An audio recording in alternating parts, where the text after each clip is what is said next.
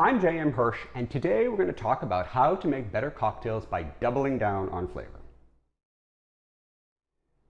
At Milk Street, one of our core concepts for better cooking is repeating flavors. So adding lemon juice and lemon zest to the same dish, or adding fresh herbs both at the beginning and the end of cooking. You know, it's an easy way to create flavor along a spectrum rather than as a singular note. Now, the same approach works with cocktails. It's, say, why we might rub a strip of orange zest around the rim of a serving glass for a cocktail that contains citrus juice, or why we might garnish a cocktail with the same herb that we've used to make it. You know, it's a very simple way of enhancing the flavor and aroma of a drink with kind of a 1-2 punch from the same ingredient. Now, those examples are kind of on the subtle side. The drink I'm going to make today goes all in. We're going to make what I call the Cornshine. But before we do that, we have to start with a primer on bourbon, which is the base of this cocktail. The list of ingredients from which a whiskey is distilled is called its mash bill, and the proportions of the mash bill differentiate one whiskey from another. Now, by law, bourbon's mash bill needs to contain at least 51% corn. And that's why bourbon is sweeter than rye, which needs to be at least 51% rye, and rye has a more peppery flavor. Now, for this cocktail, to play up the sweetness of the corn used to produce the bourbon, we're going to do an infusion of corn.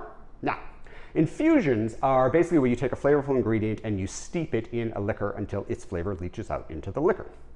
But that can take days, weeks, or even months to do it right and get a lot of flavor. We're going to do a speed infusion using the blender. You put the ingredient in, you put the liquor in, and you chop it up, and within a minute or two, you have a fully flavored liquor. We're also going to balance all that sweetness and all that flavor with a little bit of acidity from fresh pineapple. So let's make a Cornshine. So one of the reasons I like using corn to infuse liquor is that you're not just getting sweetness, you're not just getting the flavor of the corn, but corn happens to have a lot of starch in it, and that's going to add a lot of viscosity to the finished cocktail. So I've added about 1/4 cup of corn kernels. Those were frozen. I've thawed them. You can use canned, you can use fresh. Fresh obviously tastes great, but use what you have. I'm now adding about the same amount of pineapple, and that's going to give it that kind of acidity, a little bit more sweetness, sure, but you really want the acid of the juice in there. All right, so we have 1/4 cup each of corn kernels and of pineapple, and now the bourbon, let's say the most important part. And we're going to do 3 ounces of bourbon, so that's 2 plus 1 makes 3.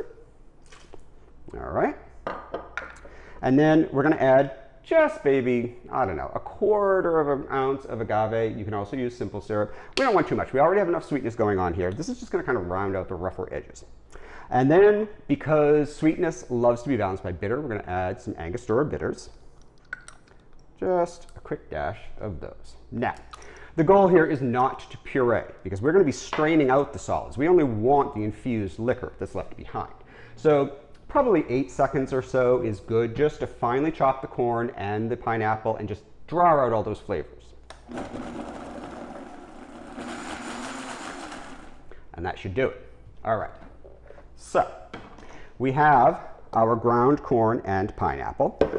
Now we're going to strain that out into a cocktail shaker. And then we're going to continue on making our drink.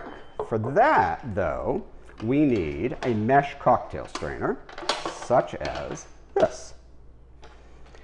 Now, you might have to do this in batches, because you don't want to fill the mesh strainer, because you're going to want to press on the solids to extract as much liquid as possible. We want the corn juice, we want the pineapple juice, and obviously we want the bourbon. So, working in batches, and it helps to loosen it up in the blender. There we go. All right. So there is our infused bourbon. Now, the final ingredient that we're going to add, as often we do, 6 to 10 granules of kosher salt, because just like in food, in cocktails, salt rounds out the other flavors. So, there are all our ingredients. We're going to add some ice, and then give it a good shake. Now, these ingredients have already been mixed really well, so at this point, we're just diluting it ever so slightly and chilling it. Plenty. Get the top off.